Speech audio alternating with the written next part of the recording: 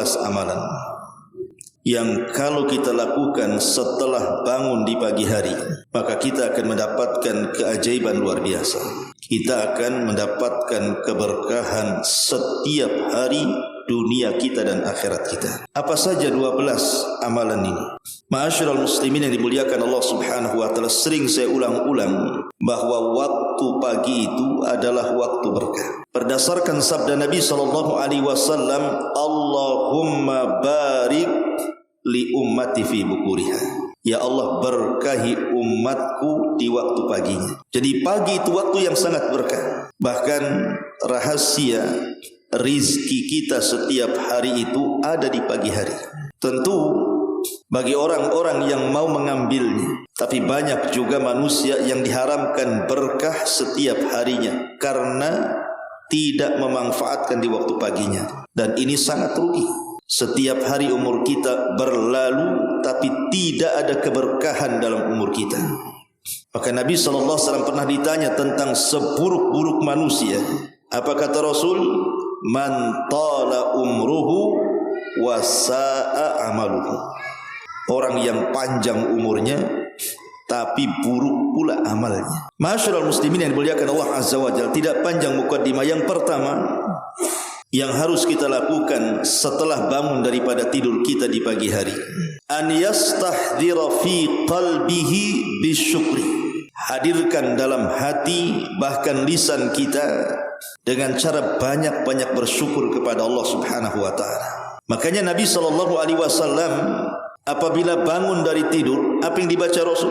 Alhamdulillahilladzi afani fi jasadi wa radda alayya ruhi wa udhina li bidzikrihi. Alhamdulillahilladzi afani fi jasadi. Segala puja dan puji hanya milik Allah yang telah memberikan kesehatan kepadaku. Wa radda alayya ruhi, yang mengembalikan ruhku ke dalam jasad. Wa adhina li bidzikrihi, dan mengizinkan aku untuk terus bisa mengingat dirimu. Lihat kandungan doa ini. Ada 3 perkara yang kita hajatkan setiap hari. Pertama, kesehatan. Yang kedua, kita masih bisa hidup sehingga kita bisa melakukan amal sebanyak-banyaknya. Dan yang ketiga, kita masih diberikan pertolongan Allah untuk terus bisa mengingat Allah Azza wa Jalla. Ini nikmat yang luar biasa. Terutama nikmat sehat. Sehat itu nikmat yang luar biasa. Makanya Nabi SAW mengatakan, laisa ahadun afdal indallahi min mu'minin yu'ammar fil Islam litasbihihi wa takbirihi wa tahlilihi. Tidak ada satupun yang lebih afdal di sisi Allah bagi seorang mukmin yang diberikan usia dalam Islam. Dia gunakan usianya untuk bertasbih, bertakbir dan bertahlil la ilaha illallah. Masyarul muslimin yang dimuliakan Allah Azza wa Jalla, nikmat sehat itu lebih tinggi dibandingkan nikmat harta. Bahkan sering saya ulang-ulang, harta itu serendah-rendahnya nikmat Allah. Antum pikir harta itu nikmat Allah yang besar? Tidak. Justru itu serendah-rendahnya nikmat Allah itu harta. Kenapa harta itu serendah-rendahnya nikmat Allah? Karena harta itu berserikat antara mukmin dan kafir. Qarun kaya, Sulaiman juga kaya, Namrud kaya, kemudian siapa lagi orang kafir? Kafir banyak kaya. Tapi orang Islam juga kaya. Abu Bakar kaya, Uthman kaya, Abdurrahman bin Auf kaya. Kekayaan itu berserikat. Bukan hanya diberikan kepada orang beriman, kepada orang kafir pun dikasih harta itu. Makanya itu nikmat yang paling rendah. Dan nikmat yang paling tinggi setelah iman dan Islam adalah kesehatan. Coba bayangkan antum kaya tapi antum sakit. Bisa apa antum dengan kekayaan? Kaya raya, rumahnya gedong, mobilnya mewah, tanahnya luas, tapi antum setruk di kursi roda. Naik ke kasur aja diangkat, turun dari kasur diangkat, makan disuapi, buang hajat diceboki. Cemana hidup orang kayak gini nih? Makanya kita bersyukur kalau Allah Subhanahu wa taala masih membangunkan kita dalam posisi kita sehat. Bahkan saya juga rasakan Karena kita juga sudah usia di atas kepala 4 ini, kadang-kadang kalau bangun rasanya sakit-sakit badan itu udah gak enak. Biasanya usia-usia 50, 60 gitu ya. Kalau bangun itu kayaknya sakit pinggang lah, sakit leher lah, asam urat lah, kayaknya gak senang hidup tuh. Tapi kalau kita bangun itu rasanya itu sehat, gak ada yang sakit, itu senang sekali. Padahal gak minum jamu tuh. Sekarang ini kalau ingin sehat badannya tergantung obat tuh. Malamnya minum jamu, baru paginya sehat dia bugar. Kalau lupa minum jamu, sakit semua tuh satu badan. Nikmatnya kan hilang tuh. Makanya kesehatan itu nikmat terbesar, disyukuri. Karena dengan sehat antum bisa ngaji ke sini. Kalau antum sakit di rumah, mana bisa melangkahkan kaki ke sini. Maka ini nikmat Allah yang besar yang harus kita syukuri. Yang kedua, waradda alayya ruhi. Allah masih berkenan kita hidup. Betapa banyak orang yang kemudian tidur gak bangun lagi. Banyak. Tapi ketika Allah subhanahu wa ta'ala masih memberikan ruh kepada kita, kita masih diizinkan hidup. Artinya kalau kita memang banyak maksiat, masih adalah kesempatan tobat. Kalau kita memang ahli ibadah, kita bisa menambah pahala. Ma'asyiral muslimin yang dimuliakan Allah azza wa jalla, wa adzina li bi dzikri. Dan Allah masih merestuiku untuk berzikir kepada Allah subhanahu wa ta'ala. Alhamdulillah, ada saudara-saudara kita yang belum diberikan hidayah. Solat aja tidak mau, apalagi ke masjid. Baca Quran saja ogah, apalagi kemudian disuruh ibadah yang lebih besar daripada baca Quran. Tapi kalau kita masih diberikan oleh Allah, bisa solat, bisa baca Quran, bisa doa, bersyukur kita kepada Allah azza wa jalla. Berarti kita sesuai dengan tujuan penciptaan kita sendiri. Wa ma khalaqtul jinna wal insa illa liya'budun. Tidaklah aku ciptakan jin dan manusia, kata Allah, kecuali untuk beribadah kepada Allah azza wa jalla. Ini yang pertama. Yang kedua, hendaklah an yukthira atau an yakthural istighfar. Bangun tidur, perbanyak istighfar. Wa yujaddid at-taubah min jami'iz dzunub, dan berusaha untuk bertobat kepada Allah subhanahu wa ta'ala. Jadi ketika kita bangun tidur, ucapkan astagfirullah, zikir lisan kita. Kemudian berusaha dalam satu hari yang akan dilalui itu, kita tidak terjerumus kepada dosa. Makanya ada seorang ulama salaf namanya Hatim al-Asam. Hatim al-Asam ditanya oleh seseorang, ya Imam, ma tashtahi? Apa yang kau kehendaki, apa yang kau sukai satu hari ini untukmu? Maka kata Al-Hatim al-Asam, dia mengatakan, ashtahi afiyata yaumin ila laylah. Saya hanya ingin supaya satu hari ini, dari mulai bangun tidur sampai nanti malam, aku baik-baik saja. Kemudian orang ini mengatakan, alaisatil ayyam kulluha afiyah. Bukankah semua hari itu baik? Maka kata Al-Hatim al-Asam mengatakan, ya, tetapi kata beliau, inna afiyata yaumi alla a'sillaha fihi. Tapi bagiku, kata Al-Hatim al-Asam, satu hari dianggap baik dari pagi sampai malam itu kalau aku tidak bermaksiat kepada Allah. Kalau aku tidak bermaksiat kepada Allah, maka aku katakan hari ini baik bagiku. Tapi kalau aku bermaksiat, berarti ini buruk kepadaku. Ma'asyiral muslimin yang dimuliakan Allah azza wa jalla. Sehingga yang kedua, kalau bangun dari tidur, beristighfar kepada Allah azza wa jalla. Dan istighfar sendiri, kata Abdullah ibn Abbas radhiyallahu anhuma, dan Rasulullah SAW mengatakan apa? Man lazimal istighfar ja'alallahu min kulli dhiqin makhraja wa min kulli hammin faraja wa razaqahu Allahu min haitsu la yahtasib. Siapa yang lisannya setiap pagi itu mengucapkan astagfirullah, astagfirullah, astagfirullah terus begitu sampai terbit matahari, maka Allah subhanahu wa ta'ala akan berikan hadiah. Setiap kesempitannya Allah berikan kelapangan, setiap kesedihannya Allah berikan kebahagiaan, dan dia akan diberikan rizki dalam satu hari itu dari arah yang tidak disangka-sangka. Coba lihat bagaimana istighfar ini rahasia rizki manusia. Sampai ada seorang syekh itu bercerita, dia punya murid. Muridnya ini cerdas dan hafal Quran.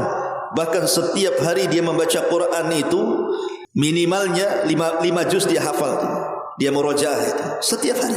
Ya. Tapi Allah Subhanahu wa taala takdirkan memang dia orang fakir, orang miskin, tidak berada kedua orang tuanya itu. Selesai kemudian dia belajar dari markas Syekh ini, kemudian tidak pernah berjumpa lagi. Bertahun-tahun, 5 atau 6 tahun enggak pernah berjumpa dengan Syekh ini. Tiba-tiba kemudian dia datang membawa mobil yang sangat mewah. Saya ngira mungkin dia pinjam ataupun mungkin sewa kan ya, showroom gitu ya. Jadi kaget dia, bagaimana kehidupannya setelah beberapa tahun drastis menjadi orang kaya dan diluaskan rezekinya. Jadi Syekh ini bertanya kuncinya apa gitu ya. Bagaimana bisa Allah Subhanahu wa taala membukakan rezekimu sebanyak ini? Maka dia mengatakan di hadapan Syekh itu, ya Syekh, aku setiap pagi minimalnya 3 juz ku baca Quran. Dan aku setiap pagi minimalnya aku membaca 10.000 istighfar. 10.000 istighfar sampai sariawan. Astagfirullah. Gimana ngitungnya 10.000? Ya. Tetapi okelah nggak ada cerita seperti ini. Dengan hadis ini saja kita yakin bahwa orang yang beristighfar itu warazaqahullahu min haitsu la yahtasib, kan gitu. Allah akan berikan rizki dari arah yang tidak disangka-sangka. Dan ini mujarab, terbukti gitu kan. Kita aja gak yakin. Coba kalau antum turun istighfar dari pagi, siang, sore, istighfar aja. Ma'asyiral muslimin yang dimuliakan, pasti Allah mudahkan rizkinya. Ma'asyiral muslimin. Kemudian Aisyah Ummul Mukminin radhiyallahu anha sampai mengatakan, tuba liman wajada fi sahifatihi istighfaran katsira. Beruntunglah orang yang dalam catatannya penuh dengan istighfar di hadapan Allah. Maka perbanyak istighfar di pagi hari, karena ini membuka pintu rizki satu hari itu. Kemudian yang ketiga, an yakuna min ashabi hammil akhirati. Dzalika yaqtadi an yajtahida fi ta'miri waqtihi wa syughli qalbihi bi kulli ma yardallah min salihil a'mali.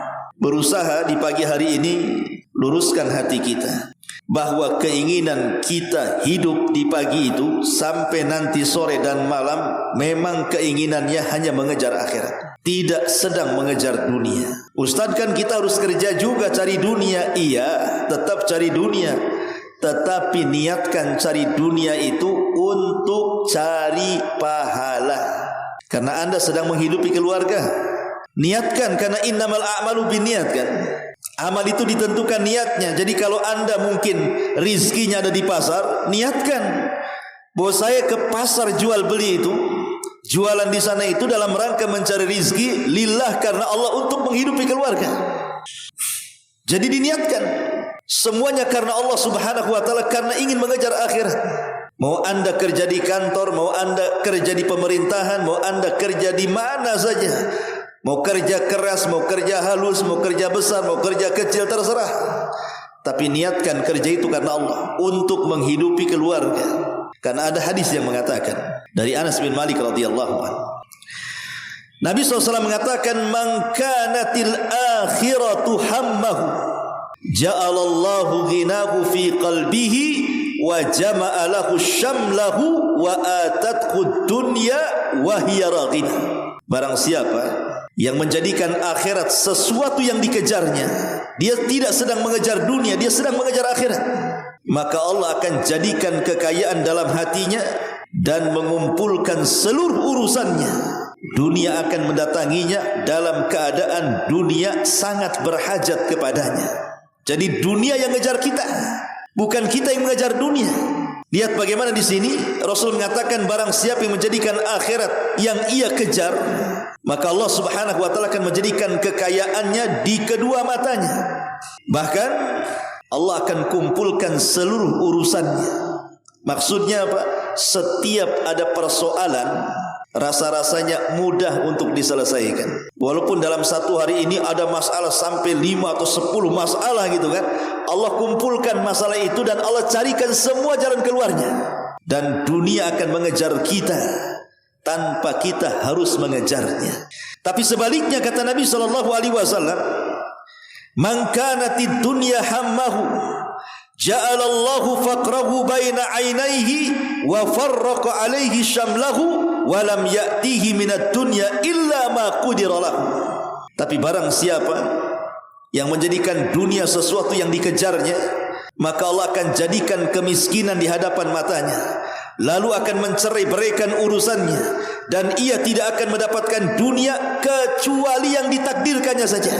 Coba bayangkan, orang kalau mengejar akhirat, dunia ikut di belakangnya. Orang kalau mengejar dunia, akhirat lari dari dia, dan dia tidak akan mendapatkan dunia kecuali yang sudah ditakdirkan di situ. Jadi buat apa kemudian lelah letih kita mikirkan dunia? Karena ada orang itu yang stres tentang dunia yang akan dia ambil esok hari. Hasan Al-Basri pernah ditanya, "Ya Imam, kira-kira besok kita makan apa ya? Besok kita ini minum apa? Kita makan apa besok?" Kata Hasan Al-Basri, "Allah tidak menuntut kau bertanya seperti itu. Karena rizki kamu besok itu sudah ditentukan Allah Subhanahu wa ta'ala. Ngapain mikir besok makan apa? Sudah ditentukan lo besok makan apa, rizkinya di hadapan Allah. Ngapain dipikir pula? Yang penting berdoa, cari sebab." Ya. Ma'asyiral muslimin yang dimuliakan Allah Azza wa Jalla, lihat bagaimana kalau di pagi hari itu otak kita adalah otak akhirat, bukan otak dunia. Nanti dunia yang mengejar kita. Lebih daripada itu, seluruh urusan satu hari itu Allah kumpulkan dan Allah carikan jalan keluarnya. Tapi kalau otak kita otak dunia, bukan otak akhirat, masalah satu belum kelar, datang masalah yang lain. Walaupun secara licik kita mencari dunia, tetap saja dia akan mendapatkan dunia sesuai dengan takdirnya saja. Karena ingin dunianya, saking semangatnya itu, sampai dia merencanakan untuk menipu, untuk korupsi, untuk zalim, untuk gharar, macam-macam lah. Hakikatnya apa yang Anda dapati dari kecurangan-kecurangan itu sudah ditakdirkan nominalnya di hadapan Allah. Mau cari cara dengan cara yang baik atau dengan cara yang buruk, tetap dia dapat segitu sebenarnya. Ma'asyiral muslimin yang dimuliakan Allah Azza wa Jalla, karena dunia sendiri, kata Nabi sallallahu alaihi wasallam, "Lau kanatid dunya ta'dilu indallahi janaha ba'udha ma saqa kafiran minha syurbata ma'in."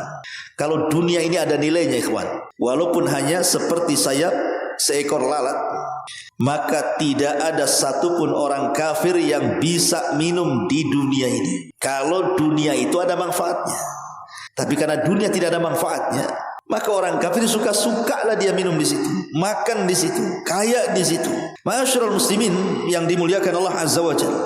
Ini yang keempat. Yang ketiga, yang keempat, an ya'zima ala kafi syarrihi anin nas wa yutahhira qalbahu minal ghilli li ayyi minal muslimin.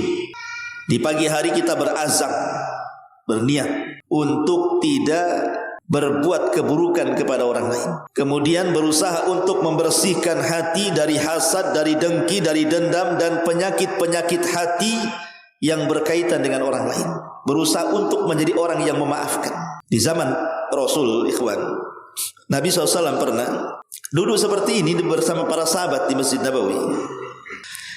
Tiba-tiba kata Nabi SAW, sebentar lagi tuh dari pintu sebelah sana tuh ada seorang laki-laki dan dia termasuk penghuni surga.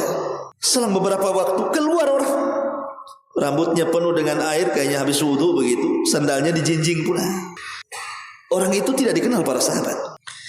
Besoknya Rasulullah Shallallahu Alaihi Wasallam mengucapkan kalimat itu lagi yang keluar sampai 3 kali. Ada sahabat namanya Abdullah ibn Amr ibn As radhiyallahu anhu, pencatat hadis. Dia dikenal orangnya ahli ibadah. Abdullah ibn Amr ibn As ini kan selain dari pencatat hadis, satu-satunya pencatat hadis Rasul, terbanyak hadis yang dicatat tuh Abdullah ibn Amr bin As. Tapi kalau yang dihafal Abu Hurairah. Abdullah ibn Amr ibn As ini, dia dulu sebelum dilarang oleh Rasul membaca Quran, minimalnya 3 hari sekali, tiap hari dihatamkan Quran tuh. Tapi Rasul larang. Akhirnya kemudian Rasul mengizinkan setiap 10 hari sekali, atau minimalnya 3 hari sekali. Kemudian dia tidak pernah meninggalkan qiyamul lail dan tidak pernah meninggalkan puasa. Masya Allah. Jadi ketika kemudian ada laki-laki yang dikatakan termasuk penduduk sorga, Abdullah ibn Amr bin As ini cemburu. Jangan-jangan dia punya amalan yang aku tidak punya. Jadi dia pura-pura bertamu. Apa sih amalan itu? Kenapa Rasul mengatakan dia termasuk ahli sorga? Hebat kali. Akhirnya dia pura-pura ada masalah dengan keluarganya, bertamu kepada rumah laki-laki itu selama 3 hari. Kemudian dia perhatikan terus. Kalau malam dia intip, apalah ibadah dia. Kalau siang dia intip, apa ibadah dia. Pokoknya matanya tidak pernah lepas untuk memperhatikan laki-laki. Rupanya biasa-biasa saja amalan badannya. Solat sunahnya ya biasa, baca Qur'annya biasa, puasanya ya biasa, zikirnya yang biasa. Bahkan boleh jadi Abdullah ibn Amr lebih hebat ibadahnya dibandingkan dia. Kecewalah Abdullah ibn Amr ibn As ini. Rupanya enggak ada amalan yang khusus yang ia lakukan yang akan dia tiru, maksudnya gitu. Jadi sebelum dia pergi, karena tidak ada yang bisa diambil pelajaran dari orang itu, Abdullah ibn Amr bin As pun kemudian setelah 3 hari pamit balik. Kemudian sebelum pulang dia mengatakan terus terang kepada orang itu, sebenarnya saya datang kepadamu itu bukan karena ada masalah dengan keluarga, tidak. Cuman karena aku berpegang dengan hadis Nabi. Nabi mengatakan engkau termasuk ahli sorga, tapi tidak ada amalan yang menonjol dari engkau. Apa sih yang kau amalkan sebenarnya? Maka laki-laki ini, tidak, aku tidak banyak mengamalkan, biasa-biasa saja katanya. Akhirnya kemudian laki-laki ini mengatakan, oh barangkali karena setiap malam sebelum aku tidur, aku keluarkan seluruh penyakit hatiku, ku maafkan semua orang yang pernah menzalimiku katanya. Kemudian aku tidur. Jadi tidurnya plong. Sebab kalau seandainya antum tidur dalam kondisi kemudian hati tidak tenang, hati lagi dendam, hati lagi dengki, itu nanti ke bawah mimpi itu.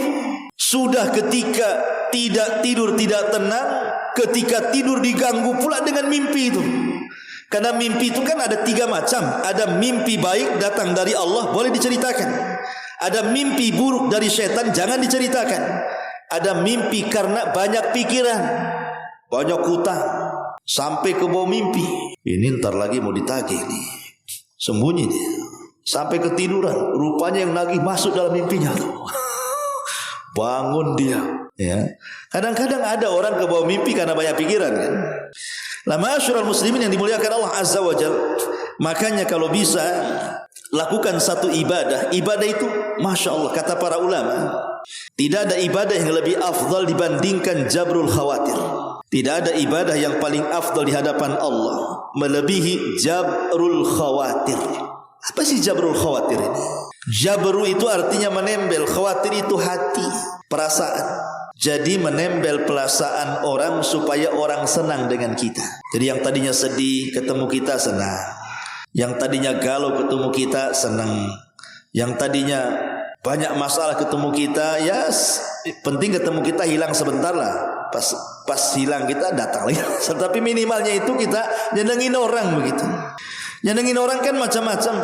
Mungkin dengan cara ngasih nasihat supaya dia tenang, atau mungkin dengan cara tersenyum, atau mungkin dengan cara sedekah, atau mungkin dengan cara menghibur, macam-macam lah. Yang penting orang itu senang. Itu namanya jabrul khawatir itu. Karena ada orang-orang itu yang memberikan kesulitan kepada orang tanpa melihat bahwa dia sendiri sebenarnya sudah sulit. Pamannya contohnya nih, kita ini sudah banyak masalah. Mikir kerja, mikir anak, mikir istri, mikir macam-macam lah, mikir kredit, pokoknya macam-macam dipikir otak ini.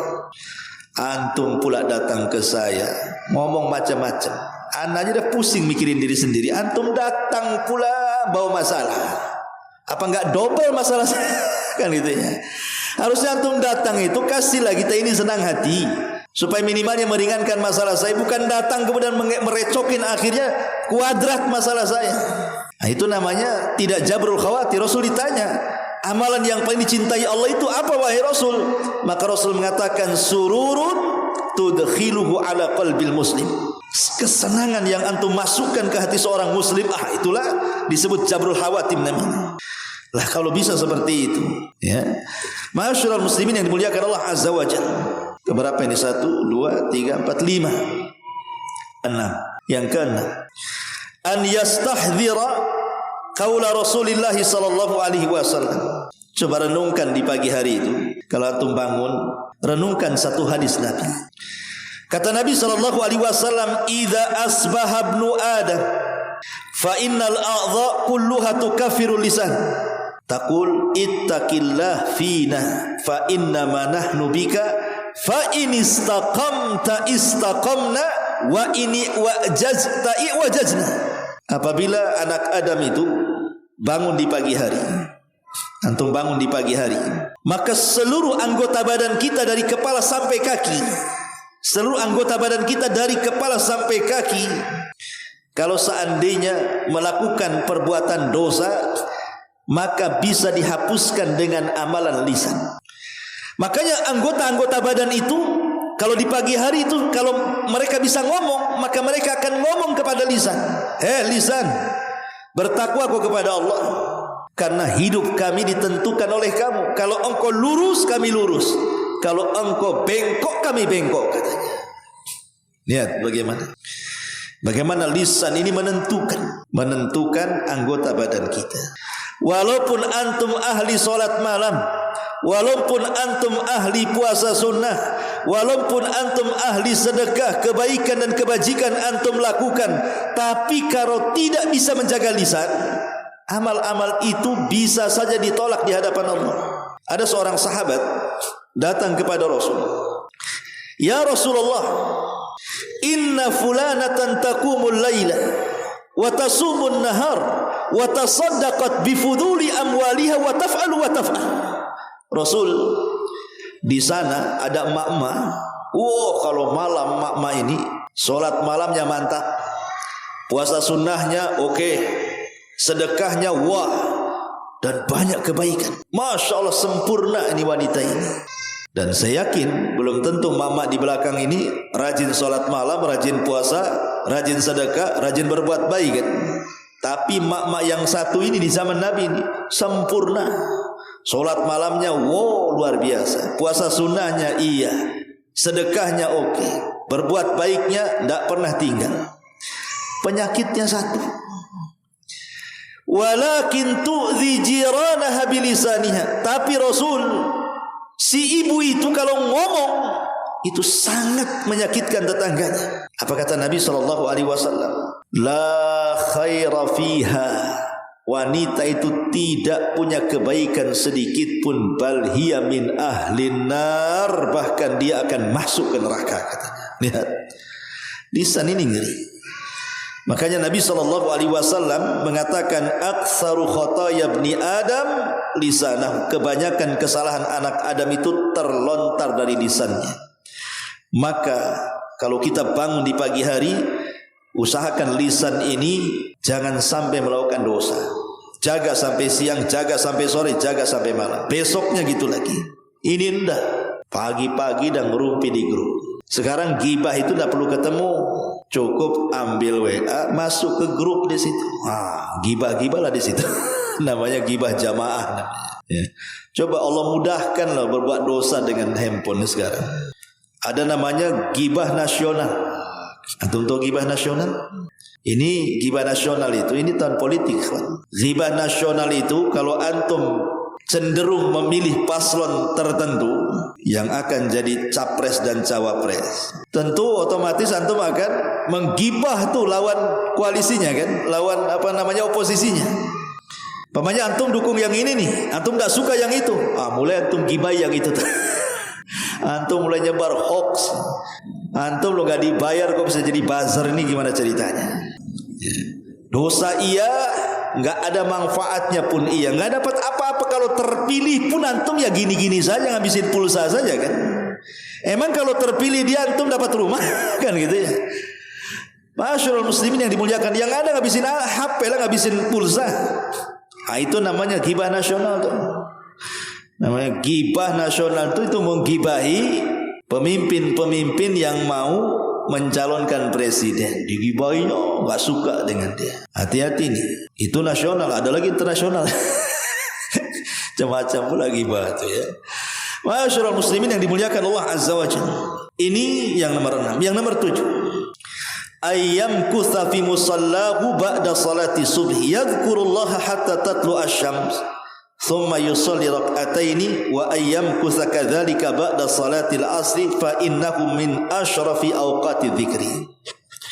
Kalau bisa selepas bangun kemudian sholat subuh, tinggallah di masjid. Habis sholat subuh tinggal di masjid. Kalau perempuannya di rumah gitu. Habis sholat subuh jangan tidur ya, duduk aja di tempat sholatnya, berzikir kepada Allah sampai terbit matahari. Kemudian lakukan 2 rakaat salat. Kata Nabi dalam hadis yang dikeluarkan Imam Tirmidzi, "Man shallal ghadata fi jama'atin, thumma qa'ada yadhkurullaha hatta tatlu asy-syamsu, thumma shalla rak'ataini kanat lahu ka ajri hajjati wa umrati tammah." Kata Rasul, barang siapa yang solat subuh berjamaah, bagi laki-laki tentunya ya, kemudian duduk berzikir kepada Allah, menunggu sampai matahari terbit, kemudian solat syuruk 2 rakaat, maka sama dengan haji dan umrah secara sempurna. 3 kali Rasul mengatakan seperti itu. Antum kalau nyalengi duit, jangankan untuk haji lah, untuk umrah saja butuh berapa tahun antum? Apalagi kalau yang dimasukkan ke celengan itu kembalian. Uang 1.500, kapan umrohnya? Kecuali kalau sekali nabung 300-400 cepet tuh umrohnya. Kalau 1.000 perak antum hari-hari, anak antum yang umroh, antum yang mati duluan. Enggak umroh kan. Tapi kalau memang kita ini tidak ditakdirkan lah untuk umroh atau haji, tidak apa-apa. Ada solusinya, kita dapat pahala haji dan umroh dengan cara seperti itu. Bahkan para ulama itu tidak suka kalau habis terbit fajar sampai terbit matahari itu bicara yang enggak. Perhatikan nih, saya bacakan beberapa perkataan ulama salaf. Dari Atha ibn Abi Rabah, dia mengatakan, kharaja Ibnu Mas'ud radhiyallahu anhu. Satu hari Abdullah ibn Mas'ud keluar, ala qaumin yatahaddatsuna ba'da rak'atai al-fajri, kepada kaum yang ngobrol setelah salat fajar.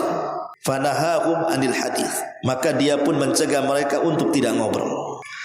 Kemudian Abdullah bin Mas'ud mengatakan, innama ji'tum lis-salati imma an tusallu wa imma an taskutu, katanya. Kalian datang loh ke masjid ini untuk salat, ya.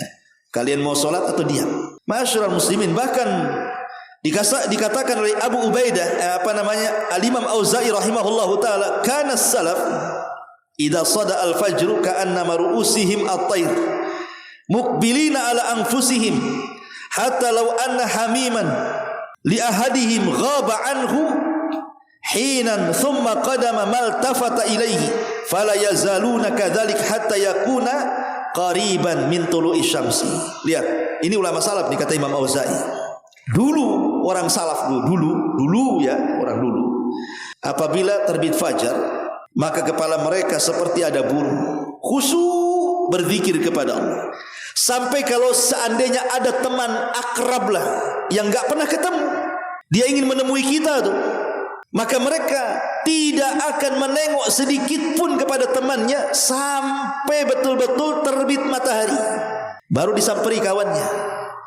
Kan mantap tuh. Kalau orang gitu dibilang sombong, mantap tuh. Sombong kali itu katanya. Kan itu. Enggak ditengokin aku di situ katanya. Memang begitu ulama salaf, supaya fokus satu berzikir. Enggak peduli dengan orang. Ya. Kalau sekarang ada habis subuh enggak peduli, tapi nyandar di tiang tuh. Ambil tidur, ya enggak peduli orang kalau tidur. Mana peduli kalau tidur nyandar di tiang kan gitu ya. Itu bukan begitu. Maksudnya karena khusyuknya berzikir, dia enggak peduli orang. Begitu ulama salaf, sampai dikatakan oleh Imam Malik rahimahullahu taala, kana Sa'id ibn Abi Hind, adalah Sa'id ibn Abi Hind, wa Nafi maula ibni Umar, dan Nafi maula ibni Umar, wa Musa ibn Muyassar, dan Musa ibn Muyassar, yajlisuna ba'da salati subhi, mereka duduk setelah salat subuh, hatta yartafi an-nahar, sampai kemudian mendekati waktu siang, artinya matahari terbit. Thumma yatafarraqun ma yukallimu ba'dhum ba'dha, kemudian mereka berpisah, mereka tidak ada yang bicara satu dengan yang lainnya. Itulah masalah. Ya, luar biasa. Jadi waktunya dari terbit fajar sampai terbit matahari saja. Kalau terbit matahari enggak apa-apa. Kebiasaan antum beli gorengan, beli ngobrol, kan udah terbit matahari kan itu.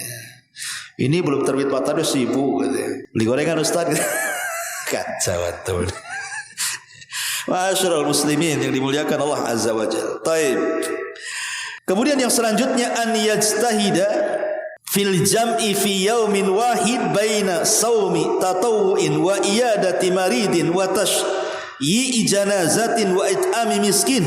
Kalau bisa di pagi hari itu kita bangun dari tidur sudah berazam ini melakukan 4 perkara. Pertama, puasa kalau memang bertepatan dengan Kamis atau Senin gitu ya. Kemudian yang kedua, mengunjungi orang sakit. Siapa ini warga sini yang sakit? Nggak ada di warga sini, warga sebelah siapa yang sakit. Nggak ada juga yang sakit di warga, datang antum ke rumah sakit Al-Rasul, banyak orang sakit itu. Ya, itu bukan kerabat saya, nggak apa-apa. Emang ya kenapa? Yang penting kan muslim. Datangnya ke rumah sakit. Kemudian yang ketiga, berusaha untuk mengikuti jenazah kalau ada orang mati. Ustaz, di sini nggak ada orang mati. Lihat perumahan sebelah, ada nggak orang mati? Nggak ada Ustaz, tunggu aja lah antum di kuburan Tamiang itu. Nanti ada pagi sampai sore gitu ya kan. Dan jangan doakan pula, ya Allah mudah-mudahan cepat matilah orang itu. Nggak begitu juga. Kemudian yang keempat, memberi makan fakir miskin. Kata Nabi SAW, siapa yang terkumpul dalam satu hari ini, dia puasa, dia kunjungi orang sakit, dia ngikuti jenazah, dia memberi makan fakir miskin, maka dipastikan dia masuk surga. Abu Hurairah radhiyallahu anhu menceritakan, Nabi SAW pernah bertanya kepada para sahabat, siapa yang hari ini puasa? Tidak ada yang berdiri kecuali Abu Bakar. Kata Rasul, siapa yang mengunjungi orang sakit? Tidak ada yang berdiri kecuali Abu Bakar. Siapa yang mengikuti jenazah hari ini? Tidak ada yang berdiri kecuali Abu Bakar. Siapa yang ngasih makan fakir miskin? Tidak ada yang berdiri kecuali Abu Bakar. Apa kata Nabi SAW? Majtama'na fimri'in illa dakhalal jannah. Kalau terkumpul 4 perkara itu, dipastikan masuk surga, kata Rasul. Ini juga kalau di pagi hari sudah terpikir tuh, ini amalan. Oke lah, antum tidak bisa melakukan amalan, ya amalan yang lain kan banyak. Pokoknya dalam satu hari itu kalau bisa antum bisa banyak, sebanyak-banyaknya mengumpulkan amal gitu maksudnya. Ada azam, ada niat untuk itu. Kemudian juga yang selanjutnya, an yastahdhira qaula Rasulullah sallallahu alaihi wasallam. Coba renungkan di pagi hari itu sabda Nabi. Apa bunyinya? Man asbaha minkum aminan fi sirbihi mu'afan fi jasadihi indahu qutu yaumihi faka'annama hizat lahu dunya.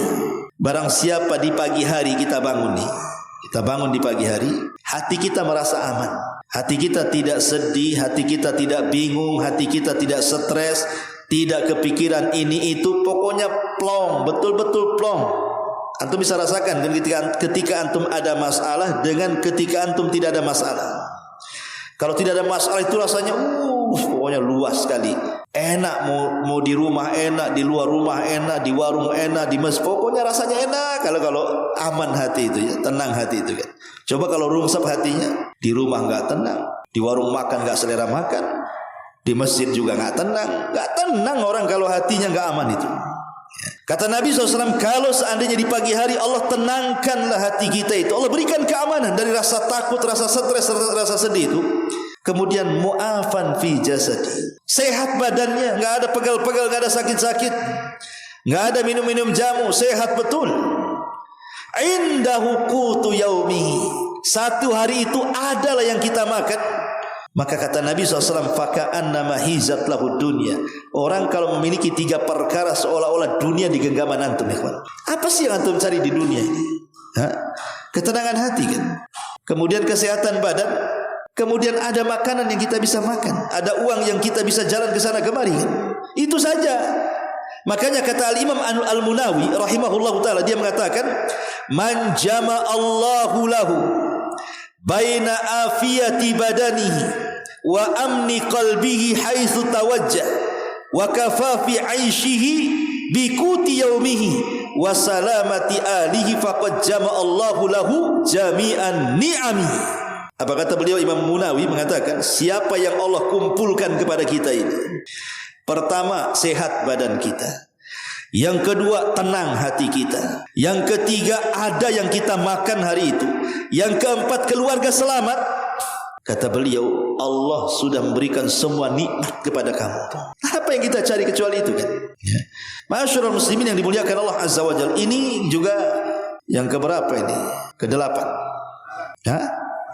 9. Yang ke-10. An yubadira bi kitabati wasiyatihi bi syai'in min mali. Jadi di pagi-pagi itu kalau antum hendak safar, umpamanya safar jauh lah, mau haji, mau umroh, atau mau safar pulang kampung, mau apalah kan itu ya. Kalau bisa berwasiat, wasiat kepada keluarga yang ditinggalkan. Kalau memang punya harta ya wasiat dengan harta. Kalau memang dia tidak punya harta ya wasiat dengan takwa. Tolong ya selama abi pergi jaga solat. Awas kamu jaga solat nak. Nah, itu ya. Ya, jadi kasih wasiat takwa. Ingat, Perkataan siapa? Perkataan yang pernah saya jelaskan, siapa namanya? Sulaiman, Muqatil ibn Sulaiman. Muqatil ibn Sulaiman. Dia diundang oleh Khalifah Abu Ja'far al-Mansur kan. Kemudian kata Abu Ja'far al-Mansur, dia mengatakan apa? Wahai imam, berikan wasiat kepada aku. Kata Abu Ja'far, kata Muqatil ibn Sulaiman, yang aku lihat apa yang aku dengar, yang kau lihatlah dari aku, katanya. Maka kemudian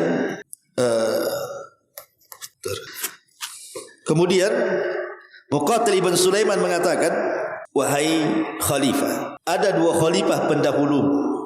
Satu Umar bin Abdul Aziz, satu siapa namanya saya lupa, Umar bin Abdul Aziz. Yang kedua Hisham ibn Abdul Malik. Umar bin Abdul Aziz sebelum wafatnya dia berwasiat kepada anak-anaknya untuk bertakwa kepada Allah dan tidak meninggalkan harta waris kecuali hanya 18 dinar. Itu pun dipotong untuk kafan, dipotong untuk penguburan, sisanya 9 dinar. 9 dinar itulah dibagi-bagi ke 11 anak-anaknya sebagai warisnya. Sementara Hisham ibn Abdul Malik ketika meninggal dunia punya anak 11 juga. Setiap anaknya diberikan wasiat dan mendapatkan harta waris 1 juta dinar. Satu anak 1 juta dinar. 11 anak ya hitung saja. Tapi setelah kemudian waktu berlalu, anak-anaknya Hisham ibn Abdul Malik semua menjadi orang miskin, sebagiannya menjadi minta-minta di pasar-pasar. Padahal mereka anak khalifah. Tapi anak Umar bin Abdul Aziz yang tidak mendapatkan harta waris, hanya dapat wasiat takwa dari bapaknya, dan dia lakukan wasiat itu, semuanya menjadi anak-anak orang kaya. Jadi kaya. Bahkan satu orang itu bisa menyumbang 100 ekor kuda untuk berjihad di jalan Allah Subhanahu wa taala. Jadi wasiat takwa lah sebelum pergi, kasih kumpulkan, ya. Kemudian juga an yastahdhiru anna hadzal yaum qad yakunu akhiru ahdihi ma Allah. Hadirkan di pagi hari ini seolah-olah hari itu dari pagi sampai sore, bahkan sampai malam lagi, itu hari terakhir kita hidup di dunia. Coba rasakan seperti itu. Jangan jadi hari terakhir bagi saya. Sebagaimana Rasul mengatakan kepada Ibnu Umar, kun fid dunya ka'annaka gharib aw abiru sabil. Hai Ibnu Umar, jadilah seperti orang asing atau orang yang melintas saja, musafir. Supaya kalau kita ingat mati, maka syahwat dan syubhat kita itu tidak menggebu-gebu. Kemudian juga yang selanjutnya, la tansa bi dzikri shabah. Jangan lupa zikir shabah. Namanya ada zikir pagi, zikir petang kan itu. Jangan lupa zikir pagi itu luar biasa. Karena bisa menghilangkan keburukan orang yang berbuat buruk kepada kita. Bisa menghilangkan kedengkian orang yang dengki kepada kita, bisa menghilangkan hasad orang yang hasad kepada kita, bisa menghilangkan sihir orang yang menyihir kepada kita, dan begitu seterusnya. Karena itu adalah benteng yang kuat. Kalau orang suka membaca zikir pagi itu akan bentengnya kuat sampai dia sore. Dan yang terakhir, la tansa bi salatil duha. Jangan lupa salat duha. Rasul sallallahu alaihi wasallam mengatakan, yusbihu ala kulli sulami min ahadikum sadaqah, fa kullu tasbihatin sadaqah, wa kullu tahmidatin sadaqah, wa kullu tahlilatin sadaqah, wa kullu takbiratin sadaqah, wa amru bil ma'ruf sadaqah, wa nahyu anil munkar sadaqah, wa yujzi'u min dzalika rak'atani yarka'ahuma min ad-duha. Kata Rasul, kalau kita bangun di pagi hari, maka seluruh persendian dalam badan kita ini harus mengeluarkan sedekah. Berapa persendian kita? 360 persendian. Itu Rasul ngomong begitu, belum ada media di zaman itu kan untuk menghitung berapa persendi seperti alat-alat kesehatan zaman sekarang. Setelah dihitung oleh para dokter, memang 360 persendian sedekah Rasulullah. Ya, maka kewajiban kita di pagi hari, maka setiap persendian itu harus mengeluarkan sedekah sebenarnya. Dengan cara tasbih, tahmid, tahlil, takbir, mengajak manusia kepada kebaikan, mencegah manusia dari kemungkaran. Tapi antum tidak perlu melakukan semua itu. Cukup dengan 2 rakaat duha itu sudah mewakili semuanya. Artinya, dan solat duha ini solatul awabi, solatnya orang-orang yang tobat. Bayangkan waktu duha ini orang lagi sibuk-sibuknya kerja, ikhwan. Enggak kepikiran mau sholat. Yang kepikiran itu ya kerja kan gitu. Tiba-tiba antum keluar dari kesibukan manusia mengejar dunia, antum pula sholat duha. Apa enggak orang yang memang betul-betul taubat orang kayak gitu? Maka ini disebut sholatul awabin. Sholatnya orang-orang yang berserah diri kepada Allah Azza wa Jalla. dan dia pembuka rizki, ya, pembuka rizki yang Allah Subhanahu wa taala berikan kepada kita. Wallahu alam, inilah 12 atau 13 yang harus kita lakukan di pagi hari. Kalau kita melakukan perkara-perkara ini, insyaallah ikhwan, satu hari itu kita akan diberkahi dunia kita dan akhirat kita. Subhanakallah bihamdika, asyhadu an la ilaha illa anta, astaghfiruka wa atubu ilaik. Allahu ta'ala a'lam. Assalamualaikum warahmatullahi wabarakatuh.